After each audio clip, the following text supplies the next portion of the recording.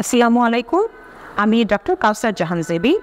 আজকে আমরা কথা বলবো ওসিপি সম্পর্কে, ওসিপি ইউজ সম্পর্কে। OCP means oral contraceptive pill বা জন্ম বিরতিকরণ পিল। অনেক ধরনের ওরাল কন্ট্রাসেপটিভ পিল আছে, যেমন হচ্ছে কম্বাইন্ড ওরাল পিল, যেখানে ইস্ট্রোজেন এবং প্রোজেস্টেরনের একটা কম্বিনেশন আমরা ইউজ করি। প্রোজেস্টেরন অনলি পিল আছে, পোস্ট কয়টাল পিল আছে, ওয়ান্স এ মান্থ পিল আছে, মেন পিল দ্যাট মিনস গসিপল আছে। তার মধ্যে আমরা হচ্ছে যেটা বাজারে সবচেয়ে বেশি জনপ্রিয় ওরাল কন্ট্রাসেপটিভ পিল, এটা নিয়ে আজকে এটার ব্যবহার সম্পর্কে আমরা জানব। এই পিলে দুইটা হরমোন ইউজ করা হয়, একটা ইস্ট্রোজেন, একটা প্রোজেস্টেরন। ইস্ট্রোজেন এখানে মাসিকের যে ব্লিডিংটা, সেই ব্লিডিংটাকে কমিয়ে দিচ্ছে, এবং প্রোজেস্টেরন যে বার্থটাকে কন্ট্রোল করছে বা জন্ম বিরতিকরণ করছে। সো আজকে আমরা জানবো এই পিলটা কীভাবে একটা পেশেন্ট ইউজ করবে। প্রথমেই আমরা দেখি এটা হচ্ছে ওরাল কন্ট্রাসেপটিভ পিলের একটা পাতা স্ট্রিপ। এখানে টোটাল 28টা ট্যাবলেট থাকে। প্রথম 21টা সাদা বড়ি, এটা হচ্ছে hormone containing pill, that means oestrogen এবং প্রোজেস্টেরন, এবং শেষের 7টা লাল বড়ি, এটা আয়রন কন্টেইনিং পিল। সো আমরা একটা পেশেন্টকে কীভাবে হচ্ছে এই পিলের ব্যবহার সম্পর্কে বলবো। সাধারণত মাসিকের যে কোনো দিনই একটা পেশেন্ট পিল ইউজ করা শুরু করতে পারে, তবে ডক্টরস রিকমেন্ডেশন হচ্ছে আমরা পেশেন্টকে এভাবে কাউন্সেলিং করব, আপনি আপনার মাসিকের প্রথম দিন থেকে পিল ইউজ করা শুরু করবেন। প্রতিদিন একটা নির্দিষ্ট সময়ে একটা করে সাদা বড়ি খাওয়া শুরু করবেন। তবে যদি কোনো পেশেন্ট মাসিকের প্রথম দিন থেকে পঞ্চম দিনের মধ্যে এই পিল ইউজ করে, সেই ক্ষেত্রে পেশেন্টকে আমরা বলবো যেহেতু আপনি প্রথম দিন থেকে শুরু করতে পারেননি, প্রথম 1 থেকে 5 দিনের মধ্যে আপনি শুরু করেছেন, সেই ক্ষেত্রে প্রতিদিন একটা নির্দিষ্ট সময়ে আপনি একটি করে বড়ি খাবে।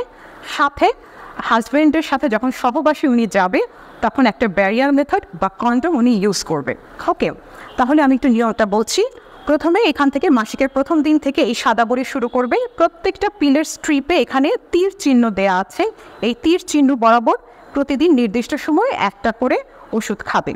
এইভাবে 7টা ট্যাবলেট প্রথম সারিতে, পরের সারিতে 7টা ট্যাবলেট এবং তৃতীয় সারিতে 7টা ট্যাবলেট, টোটাল 21টা সাদা বড়ি খাওয়ার পরে উনি 22তম দিন থেকে 28তম দিনে এই লাল বড়ি আয়রন কন্টেইনিং ট্যাবলেট শুরু করবে।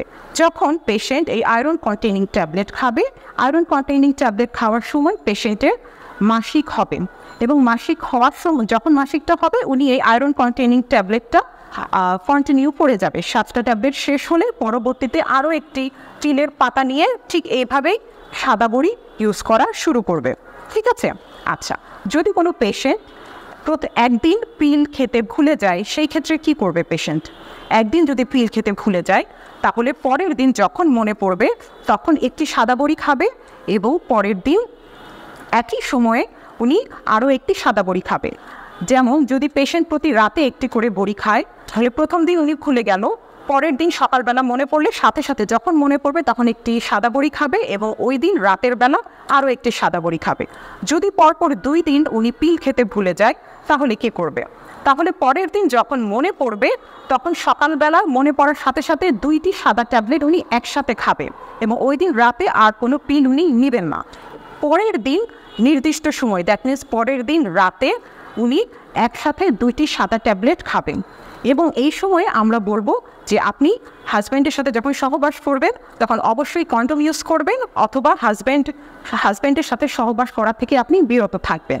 যদি পরপর 3 দিন উনি পিল খেতে ভুলে যায়, সেই ক্ষেত্রে আমরা বলবো আপনি পিলের যে স্ট্রিপটি ইউজ করছেন, এই স্ট্রিপটি আপনি ফেলে দেবেন, এবং নতুন একটি স্ট্রিপ প্রথম থেকে আপনি শুরু করবেন। দ্যাট মিনস সাদা বড়ি থেকে উনি শুরু করবে, এবং পরবর্তী মাসিক না হওয়া পর্যন্ত স্বামীর সাথে সহবাস করার সময় উনি কন্ডম ইউজ করবে, অথবা হচ্ছে স্বামী সহবাস থেকে বিরত থাকবে। তাহলে আমার মনে হয় আজকে আমরা ওসিপির ব্যবহার সম্পর্কে একটু জানলাম।